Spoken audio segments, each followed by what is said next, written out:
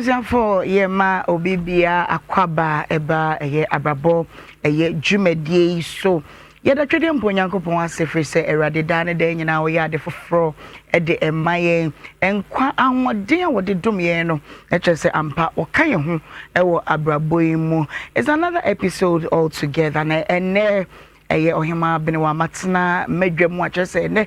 yebedi enkomo ABRABO Jumedie on all social media platforms and as a handle so remove Facebook, Instagram, Twitter and TikTok so at Nhyira 104.5 FM, YouTube Nhyira TV. Bomodin subscribe. Other my notification bell no so say your content ni to mo won so betime enye bi na wahwe ama bibia akokama. In our previous episodes, Nimono, Yenina, Yenimsi, and Mame, Lady Reverend Ocheba for Mama, Yami, Winshan, on our Yanakasi, Pa, baby, will be a Juno ye, ABRABO, and a Quania, ye first way, Bob Branway, your funumu.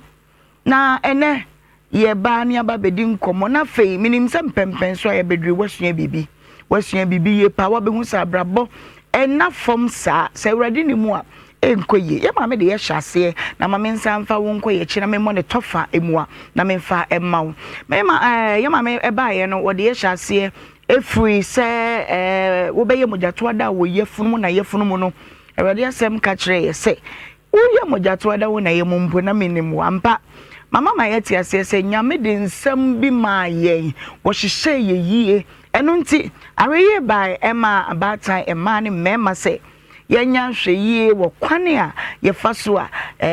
ye niema ebra abofra da ye yefunu o kire ematan se de ematan nye wo nom niema abofra ne tekasa wo yefunu mu nyina wo tekasa de ekoso bia wo tie na wo pia eno anu wo besua na wo de abone bra afeye mame tu yefu bie mu nso se ememma ye ta hye manyinsen so wo ye ne ho ade na wo nye ne ho ade ni die mu yamfa ni die mama ya hye wo nyinsen no fise saa bre no ye bre mu ya yie na sunsum ekura ememma meka se sunsum anya ne bone so nemum eja ye tebia no saa bre no mofra no hia enti ememma momodian na wonum nye responsible fathers emwa emma no ebra abofra no da yefunu mu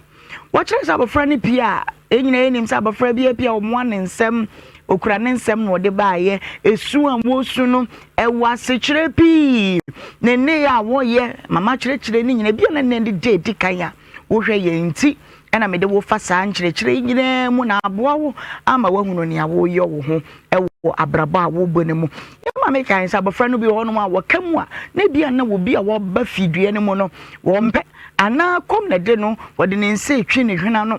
enu nti afutu bai say ema time ye nin kwaye mana ho ya ma ye nin kwaye mana ho nyesa akwa radio pesu na fe abafra ni so an wagya no wo namba bia opeda bi na emom ya ma ye nin komofra no ho se wo su a na kyese bibi ho hia no enti ye ma ya dwene emra ho bema wo fia wo so bo a abafra ni so timi tam ne bi ne nyina ya ABRABO afa wo ya abafra wo betena fom na fe waria wo kire se mofra no bi wa wonum enwia bu wan so cream na wasori na wogina ho no wanante ano no sa mofra no ewo ho ne nyina wase kire wa ABRABO afa abofra no abeya abofra wo bobone ma frafra wo wia wo keka ne magu afa na ne sin be fifie afa no obesua kasa no wote ne yefunu mu no enti ho no na wo yo ba ta na wo kasa na wo kan fie no nya abofra na sua ansa akra bi ha fe no si akasa abia na obatan ni age ye kofide na no ati akodai awasua tenie wanhwe hu ye bra abofra ne da yefunum abatan ye nhwe ye hu ye ne nam fra pia ba asesa no gina yen abatan no so enu nti dwumedie bia ebie ya dwini mu ama ye hunu kwane a ye befa so ede mofra no besi ABRABO kwan paso na abo ama wonum nso enyine aba be ye mpanyimpa ABRABO Jumedie on all social media handles, Facebook, Instagram, Facebook, Instagram, Twitter, TikTok, at Nhyira 104.5 FM, YouTube, and so Nhyira TV. Mama de na che Jumedie ma wunua bi, wo yonko bi nso wonya bi na fe wonhwe. Ye to aso a, na ye mama de ye fa mu a bedu se. Waba ba bedu se wabaye akwada. Waya akwada. Sabre no monom esem panyini ana awofo ana guardians a wonu mu abofra no hweye oya kwada de ne nso nyesoma bia ne esoma no enye ne yema nyina na ye masa amofra no hwe titiri your bad time single mothers single fathers oya be ma na we ye be ma wa be ma wo ya kwada udi ma pefre ne kwa ya beda ena adro beda abofra ne sua ofri mfie du nsia kwa na wa hya ase efise wasua wodi atete no saa nso na maame nso so we a single mother na bra kwame aba we ba family friend obonsa abaya ne si ne maba wa bremu no wo baba no wasua fise wan kyere no be ma ba ko enti wo ya ko adanye soma bia ne soma no mama kan bibi na emu ode yi se enso ma ba mane nkoto jot mane nkoto nsa mane nkoto condom ne nyina ye akyere ya wo de kyere eye abofra no obobo stages ne so eba bedru se afei wabeya abrantie ya wo bra no a wontie saa bre no wontie futuo saa bre no se wani anya dini a wan kanti ma wontimi mpoa no ababa wanso gusu a wo baba ye saa bre no obi introduce no to say de ya drodro ne ma to ye ho entade hyem enum ne ade na saa bre ni nyina no wo panyine na wo abofra no ebia no wadru wa bensiri wa bre mu usi ban saa bre na so ma na mu ye den ya wo kwen kwadwo na na free bay enkomodi kwan so we should be friendly with our daughters and our sons so ya bibi kwaswa wo a wo ya bensiri wa no wo betimi esi ban no ye na wa ama ban ne ho ankoduru ba bia enye na mama de beduru yo kan ya de koduru ba bia oboba kokorawa ya wo korakora ne ho enum ne ade na enei yenhwe ba bia mama de eduru ye no se wo be ya brantie na waye ababawa enei se de wiase na sia ye no hwe David ka asem bi na asem no mu owerem na asem no mu ye me de Psalm 90 verse 12 wo se Ewurade mame hunu men na kan na menya nyansa akoma oba ababawa wadru maba ye bremu abema wadru wa brantie bremu tie me Ewurade Yankopon ama ye mre obi a wo time frame anyom sans wa sa ka kire say yen na wo de ama ye ne ye dioso abroso adio wotwe wotwa mu sen aduonu miensa aduonu na yenya wo ne fa wiase koduru yin wo fa ma do adada ma no akoduru mpempenso ben ne yen kan hu se yen fa hu nsam kwato nche ne ya de teta ba so HIV na ba ye na bebo ye hu nanso ne ye wo yade pia abawiase mu ye te boye ho ye te bole ankasa eni di nimpo yade kodi ewu hepatitis B ne eni ye te ye se ne si aba u baba ya koduru breben na da ben woni so beda ho abrabo ne de wa bo abrabo ye de wankasa watimi abo se bia wo fu ankyere wo kwampa abrabo dwumade yesu ye tufo ebre mu wani na ho sabre nya bra wudada mema deda mema sabre nya bra se wudi wo si wo ma adwaman pi ni bagana na yedua na yedie kura nye amode ne yesen na wo be yakosi da ben ababawa ma wani na wo so ne hunu nse abraba ye boy a time and season e wo mu brenie nanso fa ni da ho ye adwuma kura wo hwe wo ntade hye mu yie hwe wo nantie mu yie ene na wudi abai ene na wudi aba nipa kompa ehunu ye ho so hwe ne aba ebremu na wani abre wo fuka fi akwa Nigeria Cote d'Ivoire empra 20 hwe yie na mmere ye ninkaso susu baba kwa chiri na bi bedru ba bi a wo be ma wani aba fom a wo pese wo di wani to fom bobra no na wase wo ho pi na mema wo be kan wo nchi ahwe mema dudu asebi enya wo ho kwan no na o reputation asai be wo tie na je se wutu kopo bra no wo ba bi foforo ababa wo hwem yi wo ho sie enye decent enye se buru wo ho ana girls ye bo life pa Bobby, sie wonta de papa shebi nanso kai se.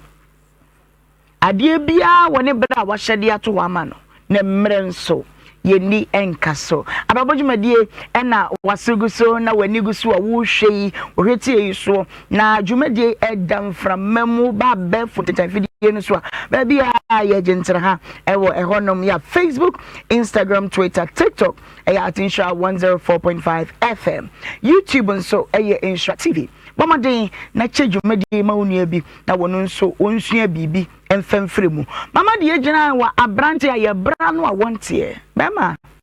nyabotre wate nyabotre enwi kakra aba wo mfunumu ne wubumu no nkyere se wawie debi abrabo yokun na abrabo edin abrabo wo inafom enei pa ye hye ere ya wura mu yi tete ne mpa na urade ni nipa makasa poni wono bre na enei ya brawatie ni etufu atie anye saa obekwa ante ade bema nyabotre susu fama o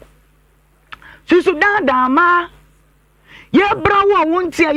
wontie no se bibia akura nyawo a ka hu se ebre bi bedura wa ho ode ni nyese ya na wugu so a woni murder no you are destroying your own destiny. Awade ne free moja no a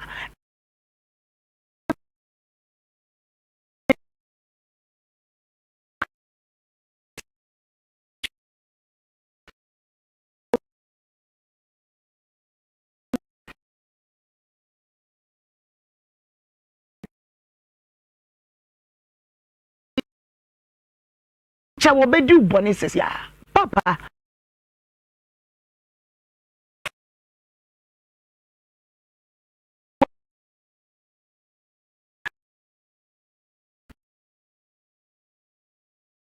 mra wo nete na se fi se emre ya ye wo mu ya ye koba ebi se na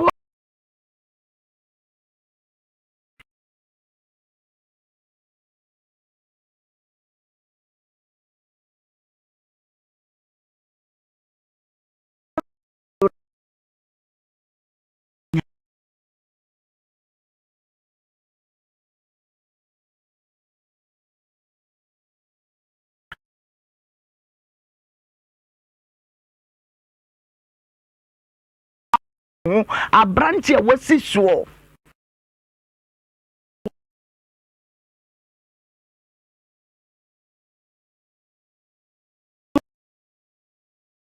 emu no adu akesesem enipa ni nwade se sika nwa ye din timi gada boys ye ko ribi ye ko twabi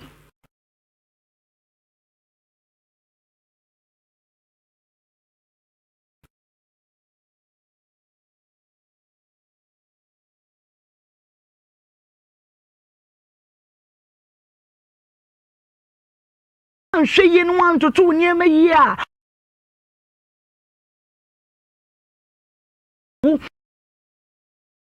omba wo so obi sa nso baako wonum ata lift ne fa wonum onwa be ya obi ehun ne ye seka na wuram nsuom innocent kids wonum ko Mrs. na mu ko de ya ma na lift mo na busu tifie twen se madam asemasi wo ko kira de wo beba bedru fie wa ama ni afei ni ama ne kwan a wo ko ye adwuma no nso wanka eje. So my question is, say what?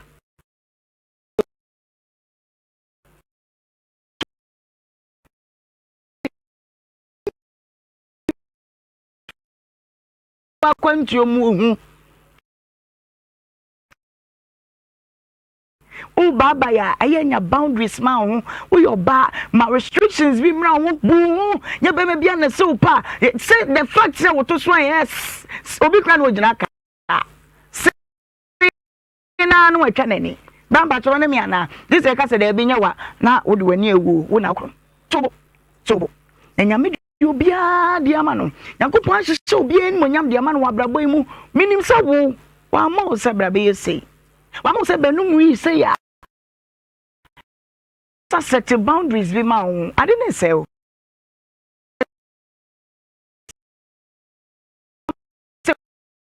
bo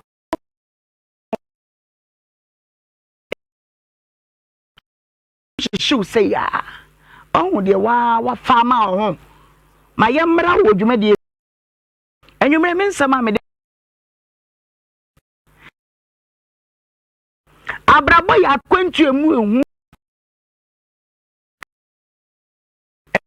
bedru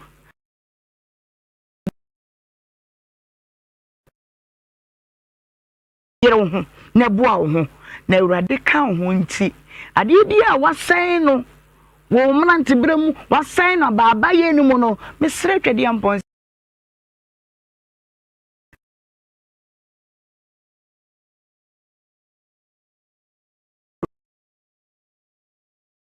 awan so sre bone fa che se urade boa nim so nanso me ana manya me ne mayi ma kowie mesa abrabo eye kwan bia emu o hwe me asem na bo pusa ho ai esase ye to de mane mo sa esase ye to na ye de mane mo sa eninti ofa be fontentan fidie ne so a be bia abrabo dwumadie no ye dem den Facebook, Instagram, Twitter, TikTok at Nhyira 104.5 FM, YouTube Nhyira TV. But more than subscribe na fe me a notification bell icon so na content no to ma wetimi ahwebe ana me de me nkomode ne besi minim se wo fa pia free mu mesre se mayamra wonete susu babae ma woni na ho kai se enkwanya ye de ana ye de pe awurade ma ye adioso abro so adio wotwe mu sen abrabo eyoko midin ede Ohemaa Benewaa misro wadwato ndie bia opese yebo ho dawro ede ma wa abrabo dwumadi so ba ye be hwe kama na fe ya bo ho dawro so ma eho ate Yankopon ya adom adasenne will bring to you another episode. Anam do besi. Macron. Bye bye.